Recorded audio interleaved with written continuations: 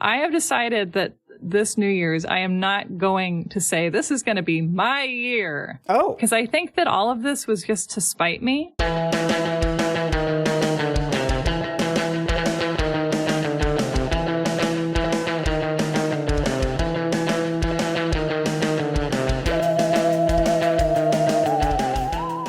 All right, we diving in? We ready? We got everything? Everyone's here? Mm-hmm. I've been working on this tagline all week. Here we go. All right, you ready? Mm-hmm. Hello, and welcome to Yule Wrong About. Yay! That's beautiful. That's all I got. Can we put in some sleigh bells? If we put in sleigh bells, it makes everything Christmassy. I'm Michael Hobbs. I'm a reporter for the Huffington Post. I'm Sarah Marshall. I'm working on a book about the Santa Nick panic. Oh, my God. Huh?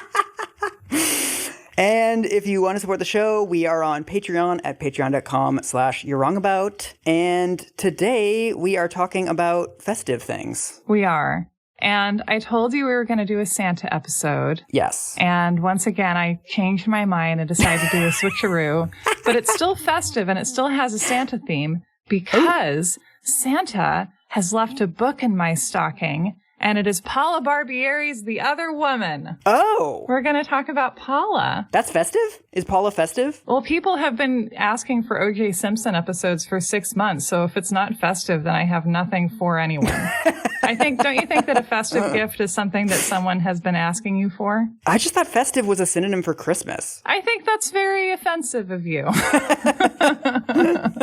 So we were originally going to be doing a Christmas episode because Mike figured out that holiday episodes are important to me and offered one to me as a Christmas gift. And then I was like, it would be a better Christmas gift for me going off book again and talking about Paula Barbieri for 2 hours. Yes, I'm jingling my little reindeer boots over here, little bells. So, take two. Today, we're talking about Paula Barbieri and returning to the O.J. Simpson trial. Yes? We are. I got you an O.J. Simpson trial episode for Christmas. I've been up all night trying to put the little train tracks together. So, Mike, just to start on a smaller scale, who the heck is Paula Barbieri? Paula Barbieri is O.J. Simpson's girlfriend who decided to stay with him through the trial because she was convinced that he was innocent. And so she decided to support her boyfriend and stick with him. Meaningfully, she was not his girlfriend as of the morning of the murders because she had left him a voicemail breaking up with him and then flown to Las Vegas to be with Michael Bolton. Yes. And then came back because he was in a crisis and she has a complicated upbringing that makes her respond to people in crisis and want to rescue them. Yeah. I mean, unfortunately, her complicated upbringing could also just be described as like being a woman in America. But yeah, and O.J. Simpson was having a crisis. And the crisis was that his ex-wife, Nicole, and Nicole's acquaintance, Ron Goldman, had just been murdered. Yes. And so Paula comes back to LA and is like, oh my goodness, this man who I just broke up with because our relationship was impossible, his ex-wife has just been murdered. Yeah. And so we saw in her book her description of her experience of the slow Bronco chase. OJ had sent her away from his house earlier in that day, put her in the car, and told her to go marry some nice guy from her hometown. He was like stroking her cheek like Casablanca. Yeah, this book is a collection of men saying goodbye to Paula and putting her on various vehicles. And so OJ like tries to do maybe the right thing and send her away out of this mess. And also he doesn't want the media to see her. And so at the time that he is in the white Bronco, she is sitting in her friend's house, watching it on TV and trying to astrally project herself basically into the car with him so that she can keep him alive, keep him calm, keep him from dying, which is basically her only concern at this point, which I think is, like a week ago, she had broken up with this guy after deciding that she couldn't handle the way that he was treating her anymore and just having her heart played with. And now somehow his having apparently committed 2 murders has been able to bring them closer together than ever before. I know. I've done this. You're like, oh, this isn't working. And then some sort of external thing happens. And you're like, oh, I guess we will get back together, even though it makes no logical sense. But you're just like, they're in crisis or I'm in crisis or whatever. And you just go back to what's comfortable. Yeah. You're just like, I'll find a time to break up later after we're both dead. Yeah. So I think of this as season 2 of our OJ episodes. Okay. We have done the first 10 episodes. We have done basically the history leading up to the night of the murders and then the week of linear time following the murders. Mm-hmm. I realize this is asking a lot, but can you just summarize a little bit? Like, what have we been through? What is the story about? Oh my God. Who are some of the people in it? Like, just, right. Do a previously on. See, I'll try to summarize our episodes at a 1 to 10 scale. So I'll talk for an hour and 25 minutes. Okay. So basically, we originally met Nicole, who met OJ basically as soon as she turned 18 and was in this horrifying relationship with him that started off abusive and just got worse and worse and worse. And eventually culminated in what we believe to be his murder of her and Ron Goldman, this kind of bystander guy who just happened to be there that night. Mm-hmm. And then we met Marcia and we met Mark Furman and we met all the investigators who start looking into the crime scene at Nicole's apartment. And it is, again, what we consider to be crystal clear that OJ has committed this crime. I don't like to speak confidently about anyone's guilt at a part of the story where they haven't gone to trial yet. But, like, it looks real bad. There is blood all over the goddamn place. Yes. I still think that the best evidence is the fact that this is a long-standing domestic abuse situation, and then she turns up dead, which, like, 99 times out of 100, it's going to be the husband who does it, the abusive husband. So I still think that's pretty open and shut, but there's a lot of other evidence indicating that he did it. And then the cops pick him up, and he gets even more suspicious. There's like a cut on his hand that he like doesn't have a really very good explanation for. His alibi is super weak sauce, but because he's OJ and he's won the Heidelberg Trophy or whatever, the cops let him go after like 30 minutes. They're just like, okay, OJ says he didn't do it, so he probably didn't do it. And then Marcia Clark starts looking into this and is like, are you fucking kidding me? I can't do clapping because I'm holding a microphone in one hand, but she's like really mad. And the cops are just like not taking this seriously. And she's like, shouldn't we be arresting this dude? He's obviously a flight risk. He's like a literal millionaire. And then eventually she impanels a grand jury and like takes over the investigation. And finally this kicks the cops into gear and they take him into custody. Yes. And she meets Kato Kalin and they face off. That was a fun episode, Sarah. Thank you. I liked that episode. Yeah, see, there you go. You summed it up. Oh, and then we had a Bronco chase. Oh, yeah. And then he's like in some sort of like mental health spiral and he gets in the Bronco intending to kill himself. And his friend Al Cowlings drives him to Nicole's grave, but there's too many photographers there. And then they come back and he's got the gun to his head.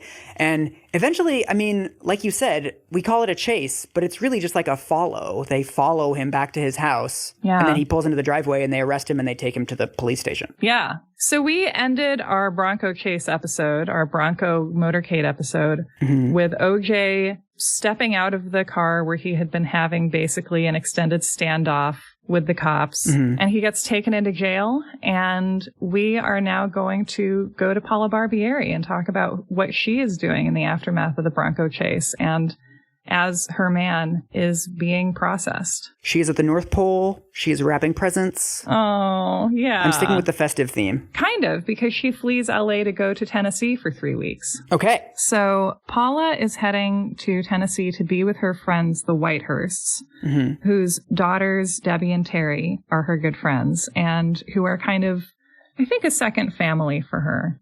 So they come and pick her up in Memphis on the morning of June 18th.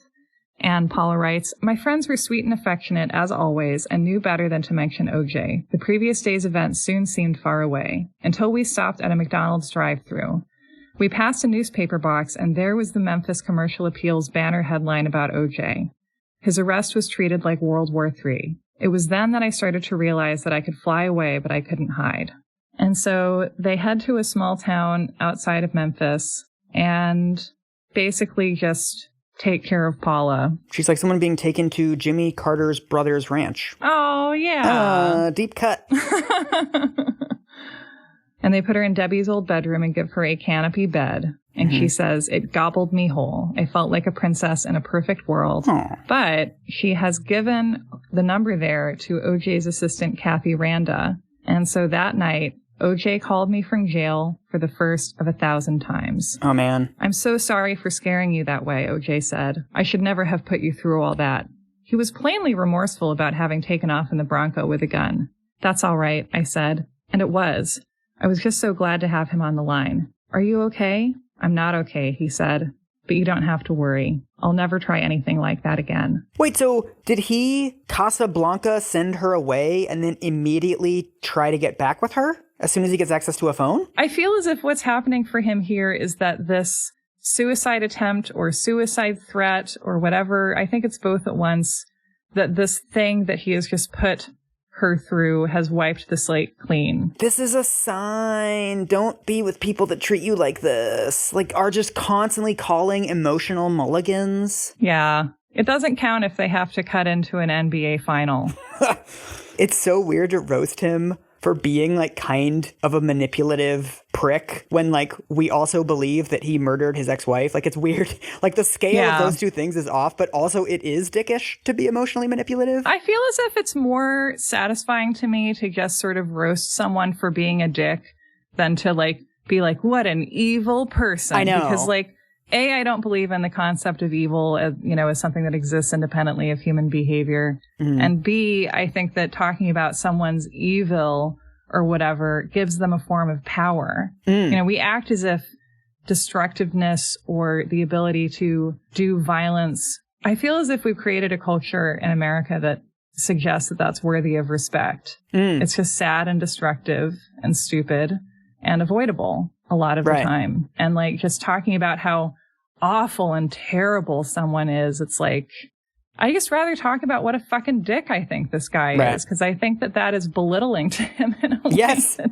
like, doesn't give him any respect, which making him seem powerful in any way offers him. I think one of the sort of like misogynistic critiques of women is that like they're governed by their emotions, so like we fundamentally can't trust them. Like, I think this is underlying a lot of societal misogyny. But then when men are clearly acting according to the whims of their emotions, we find ways of not calling it that. Mm-hmm. He is feeling things, and he is doing things on the basis of his feelings right now, and he has throughout this entire story.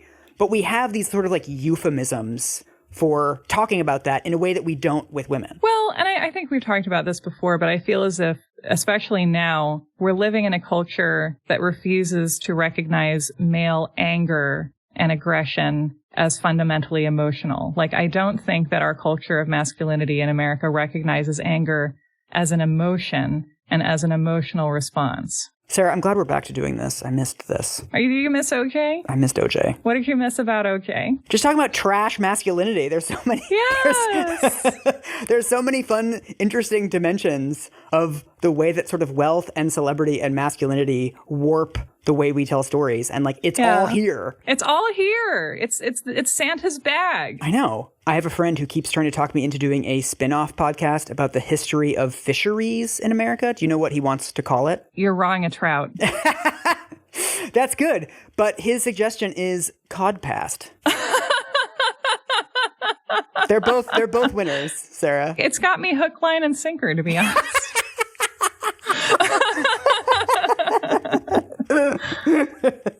Merry Christmas, I'm your dad. Ordinarily, I would cut that out, but I'm leaving it in. Back to Paula. Paula writes, during the next 3 weeks I stayed in Tennessee, I spoke to OJ several times a day. We'd always know it was him calling. The operator would say, collect from the county correctional facility. We talked endlessly for hours at a stretch.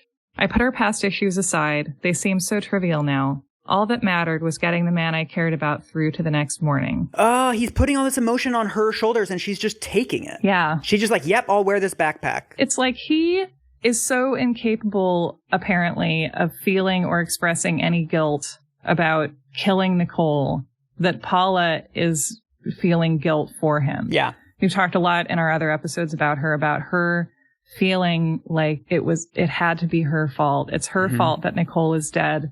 Because when she and OJ were together and Nicole was like always somewhere just around the corner, she just wished Nicole would disappear.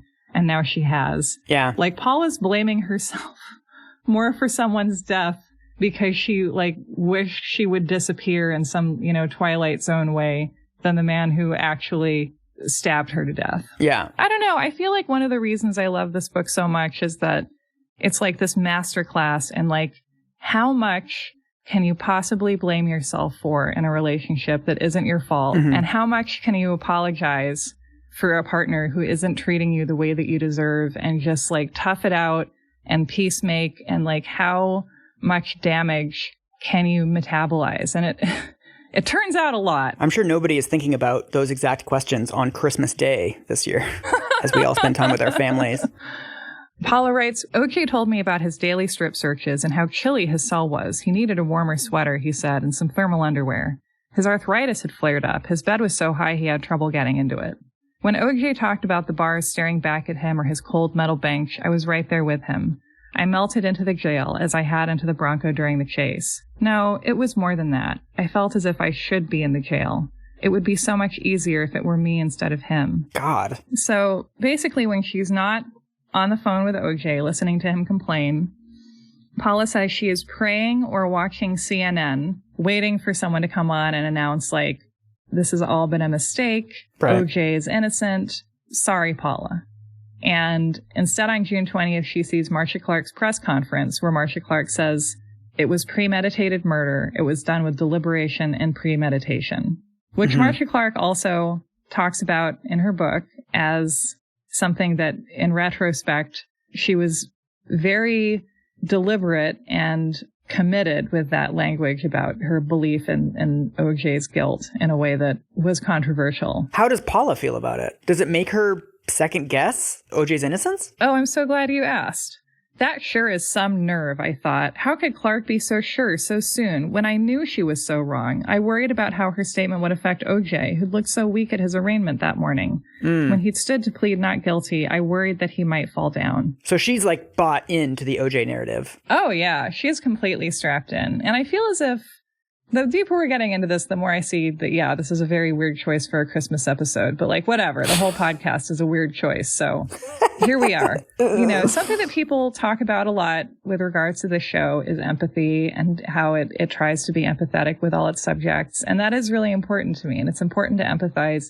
But I also think that there's something that happens in relationships that I'm familiar with where you can lose sight of yourself. And you can always be entirely focused on feeling for the person that you're with and trying to mold yourself into the shape you need to be for the relationship to be functional, and believing in good faith the stuff that they say that they need from you and the stuff that they say is your fault.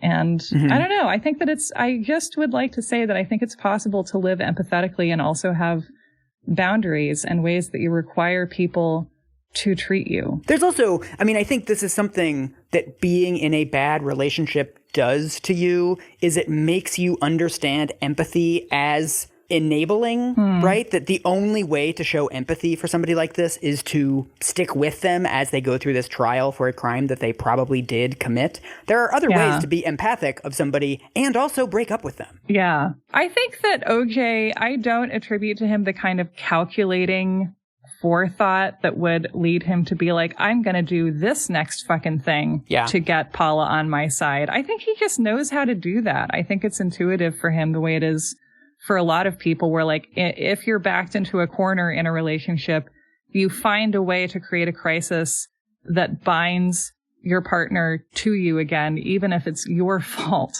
Yeah. That you have both just gone through something traumatic. Because the point becomes not that you caused it, but that you've both been traumatized by it. Also, a lot of master manipulators are not sort of calculatingly manipulative. They're doing what feels good. Yeah. You get on a bicycle and you ride. You're not necessarily aware of every single thing that every muscle is doing at the time. And I think that works emotionally too. Right. And I also feel like, you know, given the situation Paula's in, like obviously she can't throw a consensual breakup, which is why she initially tried to get out of this relationship by leaving a phone message and then bolting to Bolton. Yeah. I think that, thank you. Like, I don't imagine O.J. Simpson being capable of accepting her being like, hey, I care about you so much as a friend and you're so important to me. But like, the fact that you're having a bad time doesn't mean that you get to just be in a relationship with me again. Right. And just like, you're going to have relationships with people who can't accept your reasonable terms, and like the only thing to do is just accept them accusing you of being unreasonable. Yeah. And I think that's also something that Paula really can't handle doing, which I get. We're both projecting all of our own shit onto this relationship completely. I'm not projecting, I'm reading, and I'm raising my hand at the parts I recognize. So, at the same time that this is going on, Paula is also getting calls from Tom Hahn, who's one of her agent guys, and he's like, I think that a good way to address all of this press attention that I'm fielding for you in LA, you're welcome, is for you to talk to Diane Sawyer. Oh. So what do you think Paula does? Does she go on Primetime Live? She does. What? I was not aware of this at all. No one cares about Paula. This is my whole thing. So the public is aware that O.J. Simpson has a girlfriend. Yeah. So she's becoming like a tabloid figure at this time. And also by doing this, she is offering herself as a spokesperson. Oh, shit. And I'm really curious about what didn't make it into the book. This is one of those areas where I'm like, there's a scene missing here. Because here's what we get. Tom persisted. Just talk with Diane Sawyer. If you don't like her, you don't have to do a thing. Next paragraph. I reluctantly gave in. We arranged for one of Mr. Whitehurst's pilots to bring up the Primetime Live crew in Memphis the next day and bring them back to the ranch. When I spoke to OJ that night, I didn't mention Diane. I felt guilty about hiding it, but I didn't want to upset him. Besides, I still doubted that I'd go through with the interview. Then I spoke to Diane, and I changed my mind, as Tom thought I would. She was one person, I decided, who could get my story across without destroying my integrity. Oh, no. I was still anxious about putting OJ's case at risk, but how could I hurt anything as long as I told the truth? Speaking of emotional manipulation, this is what journalists do for a living, is they talk you into doing interviews with them, and there's no accountability afterwards. Can we talk about that a little bit? Because I think people really don't know what you're agreeing to if you consent to be on TV. I mean, this is the thing, is all of the power for an interviewer is in the edit. If you have an hour of footage with somebody and you have, a 15-minute slot to fill, if you want to make somebody seem callous and out of touch and unintelligent, you can take almost anybody and make them seem that way in 15 minutes. Which is why you and I are screwed. I don't think people understand this, that when you talk to a journalist and then you just open the paper a couple days later and you're in there. You have no input. Yeah. And oftentimes you talk to a journalist, it's even worse in print. You talk to a journalist for an hour and 1 or 2 sentences get into the paper and you are not in control of what those sentences are. It's like being a cow and talking to like the person who's going to make a meatloaf out of you eventually and being like, people are going to know that I'm a cow, right? Yes. And it's like, oh yeah, sure. It's weird that her agent is telling her to do this, honestly. Well, so, okay, I can imagine a few different scenarios here because what happens as we move forward is that Paula does she's useful to the defense team to the extent that she can be like the acceptable face of the OJ defense. Yeah. And I do wonder if rather than this being something she totally went rogue on, which I buy because I can understand like not telling someone that you're going to do something that you definitely should tell them that you're going to do because you fear their immediate reaction more than you fear the later consequences of doing that. Yes. That's the thing people do. I've done that. I do that weekly. Me too. But it also makes sense to me that potentially there were some defense team conversations that were like, listen, it's going to look good for your boyfriend if you can get on TV and talk to a nice lady like Diane Sawyer and show how you, a nice lady, feel in your heart that this man is innocent. It's a good weapon for the defense because they have this hot lady who's going to go on TV and say he didn't kill this other woman that he was dating. I believe he's innocent. And who would know better than me? Exactly. Like, that's a very powerful weapon. Yeah. So she at no point implies that this is something the defense team wanted her to do. But, there's a quick pivot there. Right. Would you like to see Paula on Primetime Live? Yes. Yay. Ooh, clip time. I love it when we watch clips. Remember when we didn't do clips? Oh, my God. Remember when we lived in the blue house? I'm sending you this episode of Primetime Live, and we're going to jump to the Paula part, but I think first we should watch the intro just to remind us what 1994 felt like. Oh, no. 3, 2, 1, go. June 23rd, 1994. Tonight, you've heard about O.J. and Nicole Simpson, but now someone else comes forward. He just gave me a big hug, and He had tears in his eyes, and he just said thank you. The woman he said goodbye to in his letter. Paula, what can I say? You are special. I'm sorry we're not going to have our chance. Tonight, meet Paula Barbieri. She speaks by phone to Simpson almost daily and was with him the night before his wife was murdered. I think that we look like the epitome of happiness, I'm sure. An exclusive interview. Paula Barbieri comes forward with her story. Did O.J. Simpson ever hit you? If I were OJ's lawyer, I'd put her on TV. She looks like an angel. Yeah, she's gorgeous. Big eyes, big mouth. She looks like Dr. Ellie Sattler. She really does. Same shorts. This is a weird episode because it's like mostly OJ, and then they do a Julia Roberts interview. Like, and this! Sorry! A double murder and Julia Roberts. So this is 6 days after the Bronco chase, and just like the news is cascading out. Yeah. Do you want to watch a little bit more? Sure. Okay. Why are you talking now? I know he didn't do it. I know he didn't do it. There's no way he did. He would never, if he did it, deny it. Barbieri is circumspect when talking about Nicole, but says that people should remember they haven't heard the whole story, even about the alleged abuse. Did O.J. Simpson ever hit you? No, he would never raise a hand to me. If he had ever done anything, you knew his weakness, right? Well, just common sense. This is a football player, somebody with Joe Namath's, the same situation with the knees going on. If you see him walk with his son, he's got a knee problem. If he ever came at me, common sense, I would kick him in the knee. Like all America, she watched as Simpson and his best friend Al Callings drove the highways, Simpson with a gun to his head. When you were watching the chase, did you sense that he'd make it? When I heard from the detective that he said he wanted to talk to his mom, that's it. He's going to be okay. Really? Why? Yeah. Because the one thing that he just puts up on a pedestal is his mother. And there is no way, once he gets on the telephone with her or gets to see her face, that he could do that. How's she doing? Like, imagine that you're John Q. Driveway, June 23rd, 1994. Like, how is this landing for you? I'm familiar with John's work. We've discussed it many times. We have, yeah. So we just watched the whole clip, and we're not going to play the whole thing because it's like 15 minutes long. But it's basically a series of softball questions about how they met and what their last night at this black tie event was like. It's just a lot of like easy questions that are just teed up to let her talk about what a great guy he is. And that's basically what she does. She just over and over again talks about how we were so happy and, Nicole was trying to get back together with him so we couldn't be together romantically. I think she's doing quite well. She's making like the emotional case for OJ. She's not exactly talking about like why her blood was in his car, etc. But it's just like he's not the kind of person who would do this, which is hilarious because he absolutely is the kind of person who would do this. Yeah, and so Paula is seeing him sending her away as thinking first of her and protecting her. Because it would suck if she had to just be like, he's doing that because he doesn't want the media to see me. Right. And because he thinks that would look bad for him right now. Right. She thinks he's the last 10 minutes of Harry and the Hendersons. He's actually the last 10 minutes of The Graduate.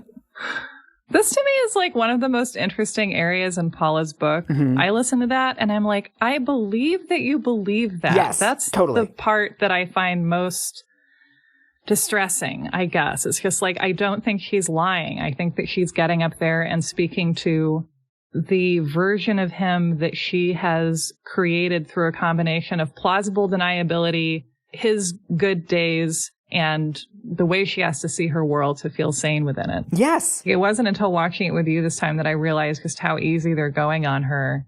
And it also feels like Diane Sawyer is like trying to express a little bit of dubiousness, but not verbally. It's weird. That's why she's a pro. It's also weird when they keep asking, did he ever hit you or whatever, when we know from the intro to this episode that they have the tape of the 911 call that Nicole made to the police. Yeah. So it's weird to be like grilling Paula about did he ever hit you when it's not actually all that relevant if he ever hit her. We know that he was hitting Nicole. It's weird because the thing about the 911 call that they are talking about in this episode, there's 2 911 calls of Nicole. There's 2 tapes. So there's the one from New Year's Eve where she calls and the operator doesn't even hear a human voice. They just hear her screaming and they send the police. And that's the time Mark Furman comes to OJ's house. And then there's the call that she makes from Gretna Green where you can hear OJ in the background breaking down the door and threatening her. And the way that people are able to rationalize that later on is like, well, you know, he's yelling at her, but it is about her giving a blowjob to some guy, which she knows about because he was spying on her at that time and staring in her window. Yeah, fucking hell. But people are able to be like, you know, yeah, there's yelling and everything, but like, that's not proof positive that he was hitting her or that he would kill her. Like, that's people yell, whatever.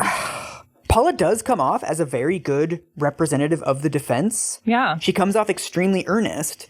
But the problem is she's being manipulated by OJ to be that earnest. So it's sort of stacking the deck to have somebody like this representing the defense team and then also not asking her any tough questions about what does explain all the evidence. Like, they never really press her on anything. And part of that is probably because she is kind of clueless and I don't know what even she would say in response to that stuff. Right. Like, and maybe they did ask her and she was like, I'm in Tennessee. Like, I don't know. Yeah. And she does appear to be kind of intentionally keeping herself ignorant about the evidence as it is kind of coming out. But the problem is, like, all of that is very understandable. But then as a viewer, you come away from this with the impression of like, well, there's this nice, hot lady with full lips and a symmetrical face who says that this guy's really nice and he's being falsely accused of a crime. And she seems pretty trustworthy. Yeah. And so because she's never really pressed, she never really stumbles over any of these softball questions, you're just like, well, yeah, I don't see what the problem is. He seems like a nice guy. Right. And I feel like it's also interesting that this is at a time when like ABC News is presenting in their like week after the murders, week after the Bronco chase coverage of O.J. Simpson. They are, as their lead story for the night, putting together this interview that like, it's not making actively the case that O.J. is innocent, but it's just sort of without comment presenting the testimony of someone who loves him and who wants to believe that he's innocent. Yeah. That is meaningful to like where things were at the beginning, that people really wanted him to be innocent. I think that we've talked in previous episodes about just sort of the love that America felt for O.J. Simpson at the time. And just, I feel like a lot of people were in Paula Barbieri's place. Yeah. Something I've also really wondered about a lot just recently is how do you continue to love someone who is obviously never going to love you back because they can't? And like, why does that seem to get people addicted because of its very futility? Like, it seems like people keep going back to the impossible person who can never return their loyalty or their love, like not despite that, but because it's like that. What do you think the explanation is? Oh my God. One thought that I have is that love is very scary. Experiencing intimacy with someone and feeling seen and being truly known is like fucking terrifying. And then there's also the thing of like, people only know to ask for something that they know to exist. So if you've just had bad relationships your whole life, then how do you believe that you could possibly ask for a good one? Yeah. Or imagine yourself worthy of one? You know, maybe we are partly drawn to people who can't love us back because we secretly feel that if someone really loved us, then they would see us as we are, and then seeing us that intimately would make them decide not to love us anymore and they would leave. And so it's better to just be a tool for a narcissist than someone who's fully appreciated as a human. I don't think people have these thoughts consciously, but like, have I had them unconsciously? Yes. I mean, I've only ever made good romantic decisions, so I have no idea what you're talking about. But I mean, it's also interesting the way that different people react to this quote unquote threat of intimacy. It's actually something that comes up in a lot of the literature on domestic violence, that one of the reasons why people can be so charming and generous to people outside of the relationship and so abusive to somebody within the relationship is precisely that there's only one person who knows them this well. And people can perceive that as a unique threat. Yeah. It's just interesting how this sort of perceived threat of somebody actually knowing you can tie you to that relationship, but it can also make you act horrifically within that relationship. Right. So here's what Paula says about the Diane Sawyer interview. While sidestepping Diane's questions about the nature of our relationship, I described OJ as sensitive and spiritual. He wasn't a drinker, I said, and he certainly wasn't a violent person. He never hit me. Has he ever yelled at you? Diane said. Have you seen the rages? He's never yelled at me like that, I replied. In my mind, he never had. We'd had our share of shouting matches, sure, but I couldn't remember any of them being really scary. I wasn't thinking about our fight in Laguna or OJ's fit in Palm Beach. I had blocked those incidents so far out that they no longer existed. It was a time when I remembered only the good things. It's such a weird asterisk to be like, has he ever shouted at you? I answered no because I didn't remember all the times that he had shouted at me. Yeah. Like, it's not normal to have a lot of shouting in a relationship. That's a bad sign. Unless you're married to Bernie Sanders. Then it's fine.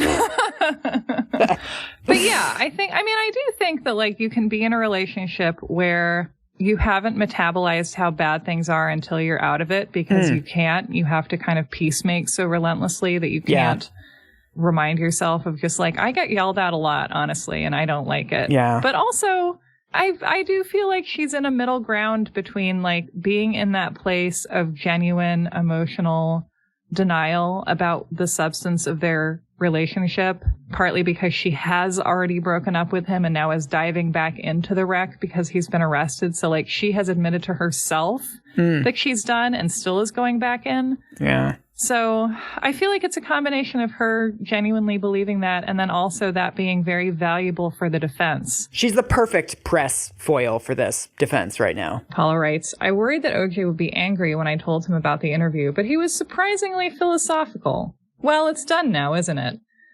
A few days later, as he heard good reviews from his friends, he passed on their compliments. He was proud of me, and that felt so good. I wanted to do more. I wanted to shout out my faith in OJ to the whole world. If people could know him as I did, I thought, he'd be out of jail tomorrow. Ugh. So, June 23rd, Primetime Live airs. June 27th, we have the infamous Time magazine cover. Do you know about this cover? Oh, isn't this the one where they, like, artificially darkened his skin? Yeah. Ah. Let's pull it up here. Ooh, yeah. It's bad. They're using the image of the mugshot, which every press outlet has, and so people are trying to, like, make their thing look different somehow. And it's like, just settle for having the same picture as everyone else, buddy. You'll get new pictures next week. Yeah, this is the Time magazine cover next to a Newsweek cover, and the Time magazine one is like way darker. It also helps that they both come out at the same time, so people are you're just looking at what magazine to buy, and you're like, huh. Yeah. One of these pictures depicts the O.J. Simpson I remember. Yeah. And one of them does not. Although, interestingly, the Newsweek cover doesn't darken OJ's skin, but the headline is Trail of Blood, which kind of makes him seem guilty. Whereas the Time cover, where his skin is darkened, the headline is An American Tragedy, which kind of doesn't make him seem guilty. Can you talk about what this contrast has done to just our perception of his face? Like, it's very weird. Like, we can't see the corners of his lips. It's like his jawline sort of disappears into his neck because it's like so dark. I mean, like, you can see his cheeks, the top of his cheeks, the middle of his forehead, and his eyes. Yeah. It's like Morticia Addams. You can only see like that little window of his face. Yeah. So the argument, of course, is that he has become America's generic fear, the black criminal, and that's the ethos that Time is trying to go for. And the artist who made it says, no, not at all. I just, the statement we have is, much like a stage director would lower the lights on a somber scene, I use my long established style to give the image a dramatic tone. And like, I guess what I would like to say about that is that, like, I think it looks bad, and there's obviously racist implications in this image that, like, either Time knew about it, or perhaps more likely, given who worked there, they just didn't pick up on it. And that's the fault of their hiring practices. But also, I think it's just weird to think about lighting dramatically someone who is inside of a murder case. And it's a mugshot. Like, no one's going to look at it and think that it's like whimsical, clown music playing in the background. Like, it's plenty somber. Plenty somber. And here's what Paula says about this cover. When I first saw OJ's darkened mugshot on the cover, it didn't strike me as sinister. I found it heartbreaking instead. What terrible shape he must be in, I thought. If people focused on the color of OJ's skin, some might see darkness or shadows or mystery. But I looked at OJ's eyes, and they were very telling. They told me that this person was shattered, maybe beyond repair. When OJ found out that the cover had been enhanced by computer, he was irate. He thought he was being railroaded, not only by Marcia Clark, but now by the press. And so Paula, she stays at the Whitehurst. She kind of remains as distant from all this as she can be, but she isn't really eating, and she's having a hard time leaving the house because if she leaves the house, she might miss a call from OJ. And if she misses a call from OJ, she might not be able to, keep sustaining him emotionally. Bad. Yeah. Get a pager, Paula. And so finally, she and Terry and Debbie go on a trip to the mall. And so she's trying on a floppy hat, and she hears someone say, "That's Paula Barbieri. That's O.J. Simpson's girlfriend." And then, this is my favorite anecdote. Another time we went to a supermarket in a little bitty town, the kind of place where you figured nobody watched Ted Koppel. We started grabbing pies and gallons of ice cream, all these great things that I normally loved but now couldn't bring myself to eat. As we piled our baskets high, our butts hanging out of the freezer compartment, I got the weirdest sensation.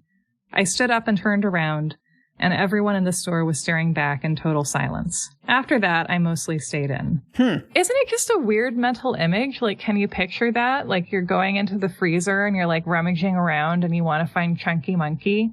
And then you realize that it's weirdly quiet, and you turn and you realize that just the other shoppers are staring at you. It's like a nightmare. I just assume that this is what it's like for hot people constantly. It's just there's a record scratch as soon as you walk into any room and everybody drops what they're doing. But then she's registering that this is more than normal getting stared at. So it must be a lot of staring. Yeah. So, okay. But finally, Paula leaves Tennessee to go to her mom's house. This is when she tells us that she is concerned for her own life still. Okay. And she says, "My mother and I lived in terror. What if the murders in Brentwood had been drug-related? What if I were the next target? I had the house alarmed and perimeter floodlights installed." I mean, it makes sense. If she doesn't think OJ did it, somebody did it, and it's probably the Colombian cartel lords or whatever. That's what Alan Dershowitz thinks. So, I mean, he's right about everything. Yeah. So she's back in the house in Bay Point that she bought for her mom with her modeling money, and the terror of this murder that her friend has, based on even the evidence that we have at this point, very likely committed, that is driving them closer together. And OJ calls, and when he's having a hard day, Paula's mom reads to him from the Bible. Oh, man. She writes, "I couldn't explain what was happening inside me, not to myself, much less to Mom. All I knew was what I heard on the phone each day, a man so distraught that he sounded like a wounded animal. Our old problems belonged to a life I could barely remember. When you've loved someone who gets into a terrible car crash or comes down with a grave disease, you don't think about the person's faults. You don't dwell on what may have driven you apart. You're reminded instead of why you loved each other, and what a hole would be left in your heart if the person was gone. Ugh. I had to keep talking to him. When I heard how desperate he sounded, there just wasn't a choice. No other friend could support him the way I could." The weird thing is, she's being nostalgic for a relationship that never existed. They were never in a particularly functional relationship. It sounds like it was always kind of off and on. It was always a little awkward. He was always sort of 1 foot with Nicole and wasn't really committing to Paula in the first place. It's weird that she's now constructing we can go back to the good times, when it's not even clear that the good times were all that good. Well, these actually are the good times in a way, because he's in jail. He can't cheat on her. This is the only time when he can't cheat on her. Yeah. And he needs her. She's his only option right now. Yeah. Well, and also he can't be ambivalent between her and Nicole because he killed Nicole. So Paula is the final girl. Yes. So in the midst of all this, eating spaghetti and crabs with her mom back in Florida and reading the Bible to O.J. Simpson, Paula's 10th high school anniversary happens. Ha! So does she go?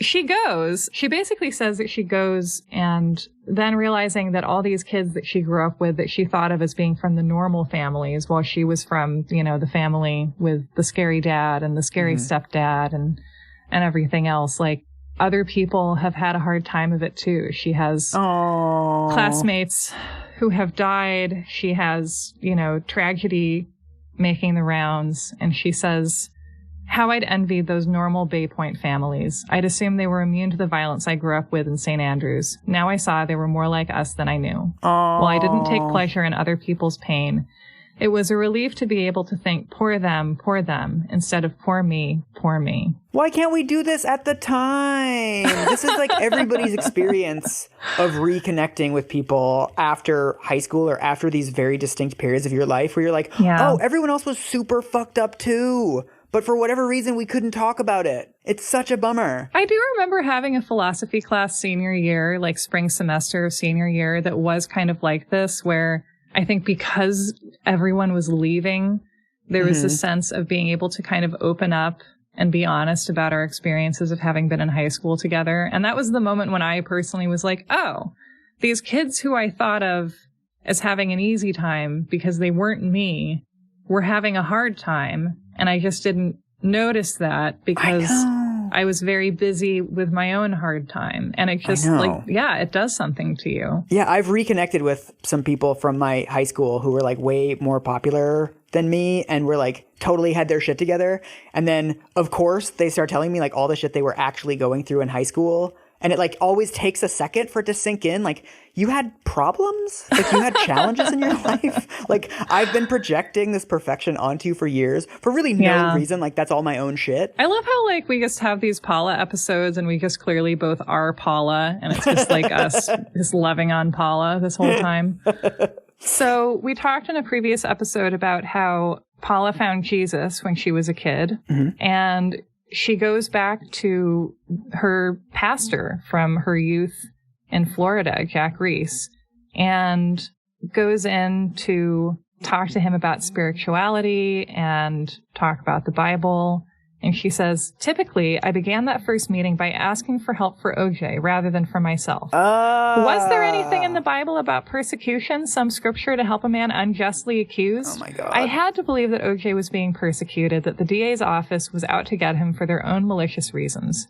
I saw OJ as a martyr because a martyr was innocent by definition. I was going to say, like, shouldn't he be reading her some Bible passages about the pitfalls of abusive relationships? But the Bible's actually not great on that stuff. Right, I was going to say, is there stuff in the Bible about that? I know. Can he read to her from, like, the feminine mystique instead? Are they allowed to do that? Well, this is good. She says, Jack was wonderful. While giving me the verses I asked for, he steered clear of any talk of OJ. As Jack pointed out, the only person you have control over is yourself, and lots of times you don't even have that. We focused that day on respecting God's boundaries, or what Jack called staying inside the fence. He referred me to Deuteronomy. Our Heavenly Father wasn't oppressive or abusive, Jack explained.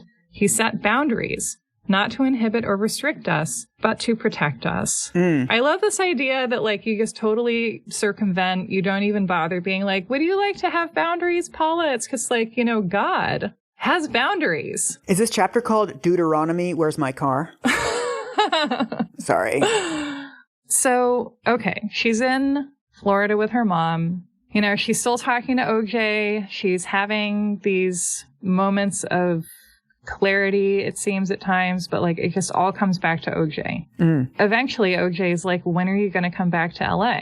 And he's going to put her on the list of material witnesses, which is going to mean that she can visit him much more frequently. And, you know, she delays and delays and feels guiltier and guiltier. And in mid-August, she tells him that she's going to come soon. And she says, I was excited too. It wasn't just guilt and responsibility that were driving me to LA. I missed that man. I'd grown accustomed to his face. When I finally reserved my flight to Los Angeles, I booked my ticket under an assumed name, D.H. Lawrence, the author of Sons and Lovers, an old favorite of mine. Everything went smoothly out of Panama City.